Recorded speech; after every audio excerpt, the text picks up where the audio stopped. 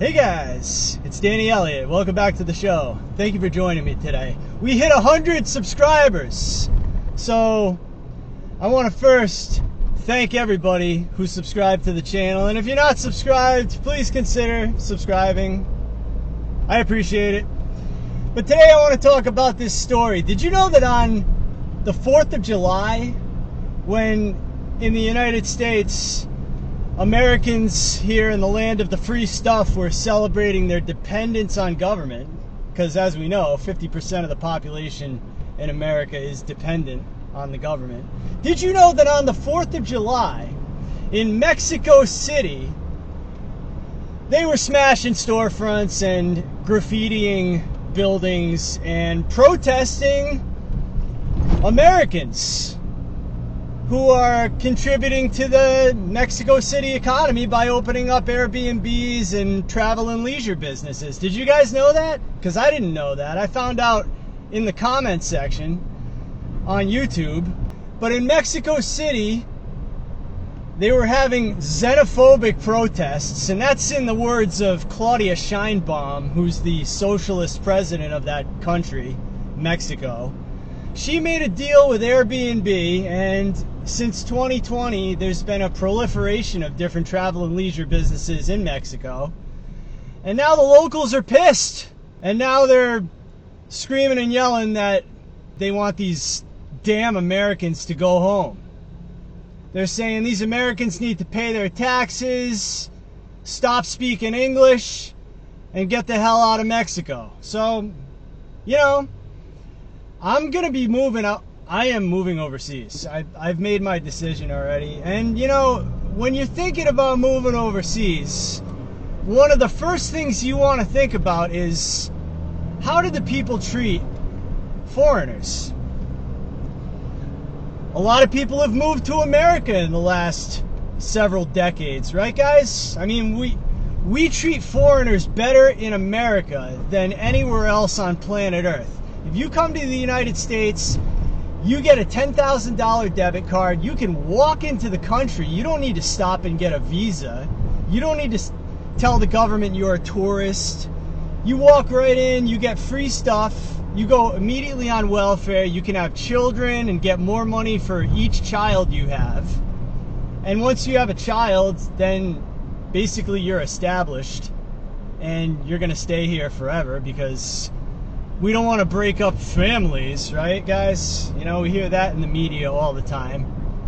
But yeah, you get everything handed to you, and the red carpet is rolled out if you want to come as a foreigner to the United States. But if you're a United States citizen and you want to go to a foreign country, you have to go get a visa. You have to tell them you're not going to take a job from a local. You have to say, hey, I'm going to invest this much in your economy. I'm going to be an investor. I'm going to bring my pension with me. I'm going to be a retiree on Social Security.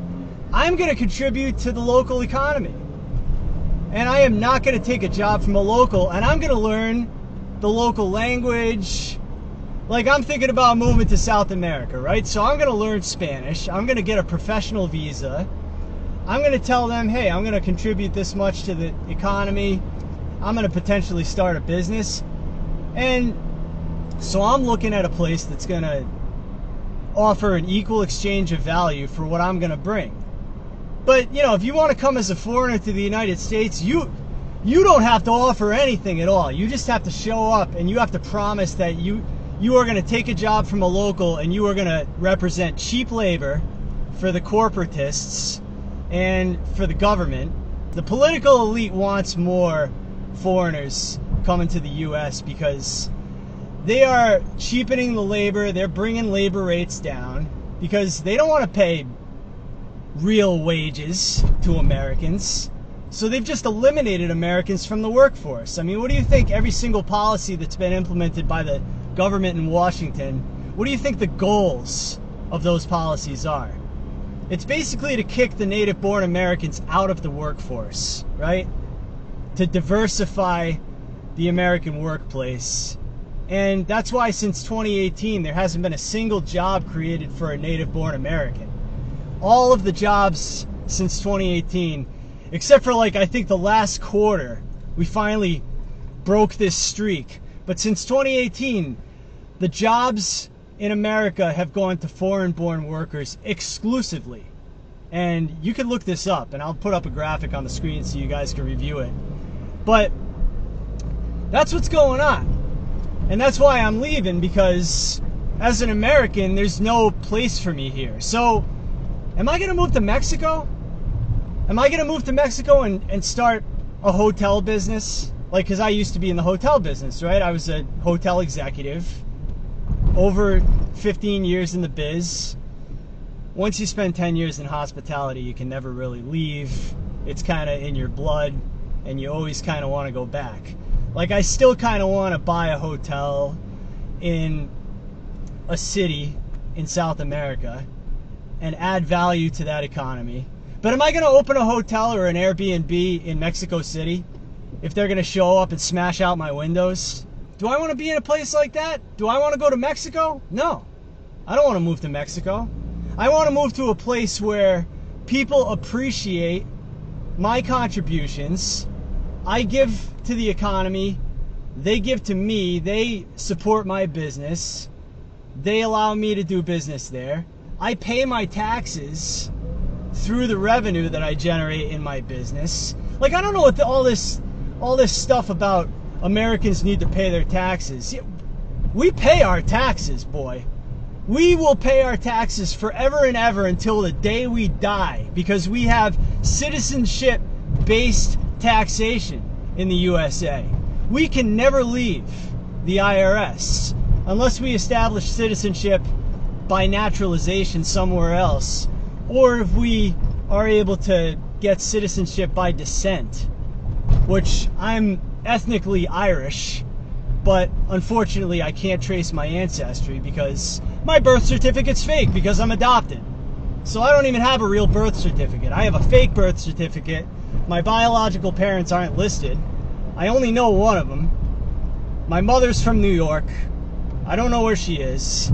So I can't really trace her ethnicity back to Ireland. So I can't get citizenship by descent. I have to get citizenship by naturalization. So that's why I'm looking at countries that would offer me that opportunity.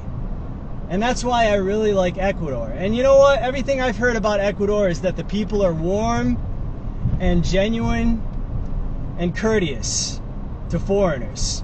Nobody's smashing out people's store windows in Cuenca or Quito or Manta. People appreciate the foreigners who come there.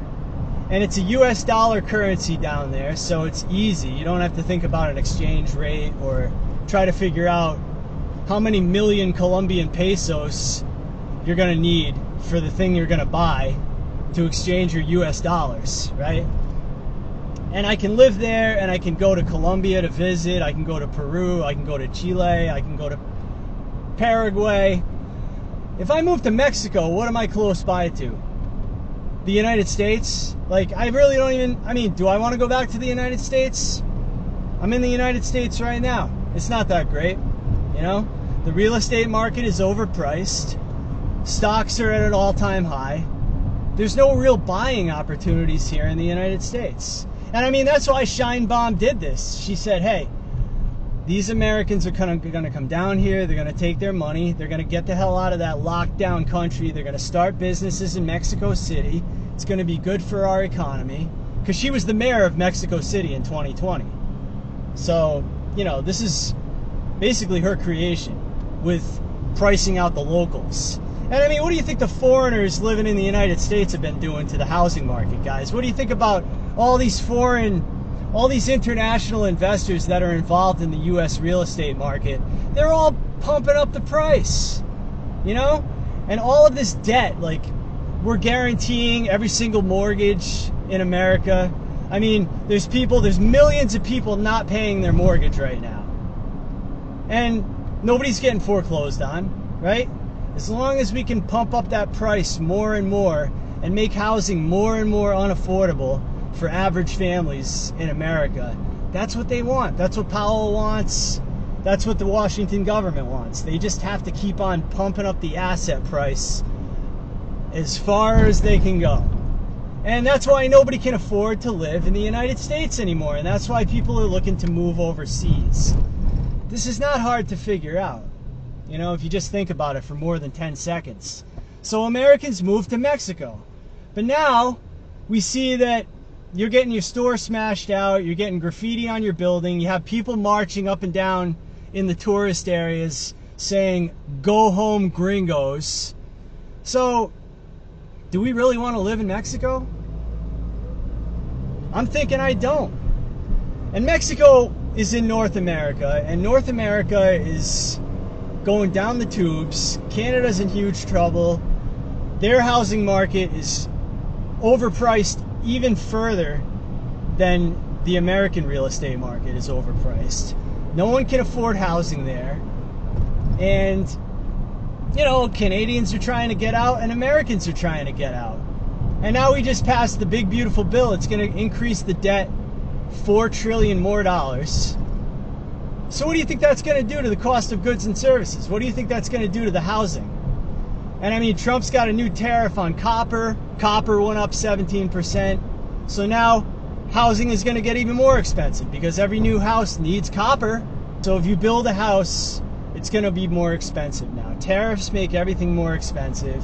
And I know Trump always chickens out, but, you know, these tariffs are causing a lot of volatility right now. Well, my strategy is build to rent on the land that I hold for development. But I might not even develop it. I might just sell it and leave, you know? So when I'm looking at some place to move overseas, do I really want to move to Mexico? No. I don't want the shine bum-nistas to be smashing up my hotel and graffitiing my building. No, I don't want that. So I'm not going to move to Mexico. I'm sorry. And I wouldn't probably move there anyways because it's too close to the United States. I think there's going to be a lot of social unrest.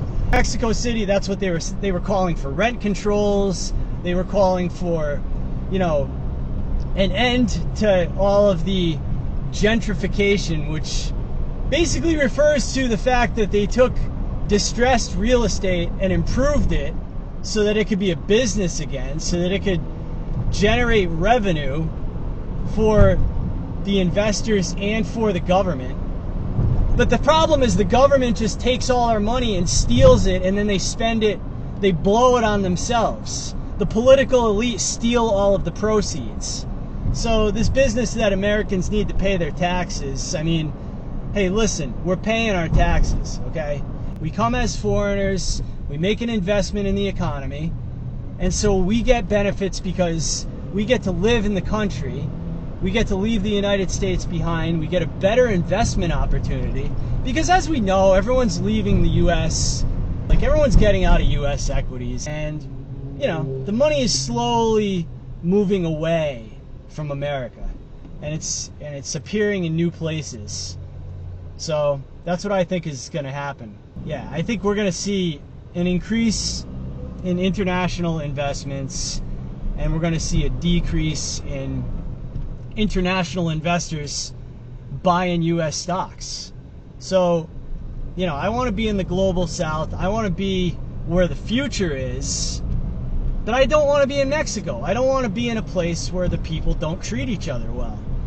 And they got a problem in Mexico City. They're xenophobic, as Claudia Scheinbaum said. And so they don't want gringos. They don't want any white people there. So I'm going to go somewhere else, you know? I'm going to go, my strategy is Ecuador, Greece, Philippines, at least for right now. So Ecuador, I'm going to get the citizenship through naturalization. I get my professional visa and then, you know, renew that once. And then after I renew it, I don't have to stay in the country. I can travel the world. And so the first 2 years, I have to stay 9 months out of 12. And then after the first 2 years, I'm allowed to go.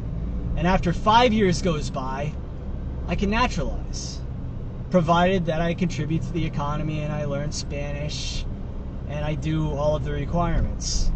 But all you really need is a bachelor's degree. If you have a bachelor's degree, you can get a professional visa. All you need. And you need, you know, you just show them a background check. So I get a Florida background check. I get an FBI background check. And I just got to get it. I can show you guys. You get your university degree, you get it apostilled, which you just show up at the Secretary of State's office and you hand it to them. And as long as it's notarized and everything is there, they'll give you an apostille. And it's $5 per document. It's very easy to do. But then I get in, I get my naturalization, I get my citizenship, and I get my passport from Ecuador. But after the first 2 years in Ecuador, I can travel. So then I can go to Greece, I can buy real estate there that cash flows, I can achieve a 10, 11, 12, 13% yield on rental property, and I make an investment in the Greek economy, I generate revenue, I pay my taxes. Everybody pays their taxes. I don't know what this business is with these people in Mexico protesting. I mean, where do you think all the Airbnb room rent goes? It gets taxed and it goes to Mexico City government.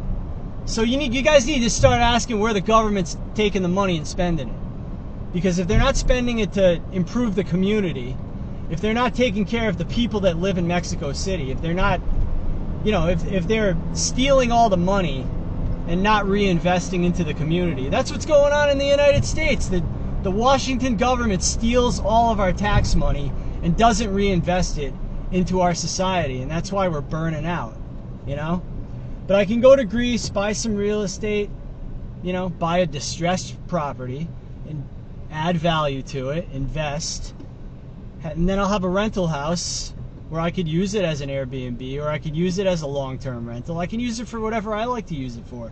I can have an apartment there where I can visit and spend some time when it's nice. I'll be on a Greek island. I'll be away from all of the chaos on the mainland in Europe.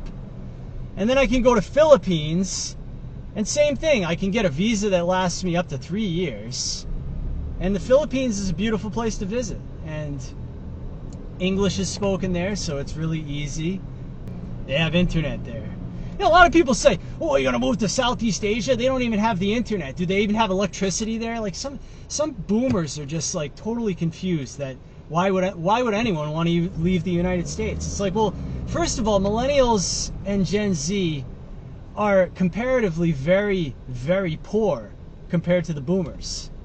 The boomers don't understand this because all of their real estate's gone like 10x in value since the day they bought it. So they think that we're just as rich as they are, and we're not. A lot of us are highly leveraged, in boatloads of credit card debt, boatloads of auto loans and mortgage debt. People bought houses at all-time high prices. And just the quality of the life in America is not what it used to be, when they were our age. And they just don't understand that, and you'll never make them understand that. And, what can I say, guys? Like, it's just, sometimes you got to call the run, and I think the run is ending for the United States. I think we're at the end of this massive everything bubble, and I don't think it can go on forever. I just don't believe that we're going to be able to sustain this thing. And, the message of the big, beautiful bill that was passed on Independence Day, the 4th of July, when the protests were going off in Mexico City, the message behind that bill was that, hey, we don't take this thing seriously. We know that this debt is unsustainable, but we are not going to fix it. We're not going to do anything about it. We're going to continue to pile on more and more debt. We're going to increase the deficits over time, year after year. And Trump thinks he's going to grow his way out of it. How are you going to grow your way out of $37 trillion in debt? That is just totally delusional and unrealistic, and it's financially and mathematically impossible for us to do that. But that's the vibe on the right in America right now. They think that we could just grow our way out of it and everything will be fine and there's nothing to worry about. But I just don't believe that. I know I could live a better quality of life overseas, and I'm not going to pick a country where there's protests going on. I'm not going to go somewhere where they're smashing out windows and, spraying my business with graffiti. I want to invest in a business. I want to add to the economy. I want to contribute to the culture and the society. And I want to live in a place where people like each other and people appreciate the contributions of foreigners who come there. And, you know, I think that there's a lot of people that understand that the reason Americans are leaving our country is because we're having the same problems that they're having. Our cost of living is skyrocketing because of the irresponsible government in Washington. And millennials and Gen Z didn't vote for this. You know, this has been created by horrible votes by the boomers. This country was destroyed on their watch. And we don't have to be the patsies. We can leave. You know, we are free to go at any time. We're not being detained here. Now, we are married to the IRS. So if you want to get rid of the IRS, if you want a divorce from the IRS, you do have to do more work. You have to achieve citizenship in another country and then renounce your U.S. citizenship. So it's a little bit more of a hurdle. That's why I got the 3-country strategy. I got Ecuador, Greece, Philippines. Citizenship, real estate, residence permit. You know, you get a 3-year visa in the Philippines, nobody bothers you. Although you can go to other countries. You can go to Malaysia, you can go to Vietnam, you can go to Cambodia, you can go to Thailand. You know, a little bit more difficult. Sometimes you have to do a visa run, you have to leave and come back. This guy won't pull up for me. Anyways, guys, that's a little bit about the xenophobia and the gringophobia, the protests going on down in Mexico City on the 4th of July. You know, the mainstream media in the United States didn't want to report it to you, so I reported it to you right here. And again, I want to say thank you very much. I appreciate everybody who subscribed to the channel. My first 100 subscribers. Thank you very much. I can't tell you how much I appreciate it. You know, I'm just a guy here in the truck. I'm a small real estate investor, and I'm going to keep doing this channel for you guys every day, as often as I can, and try to bring you the real story.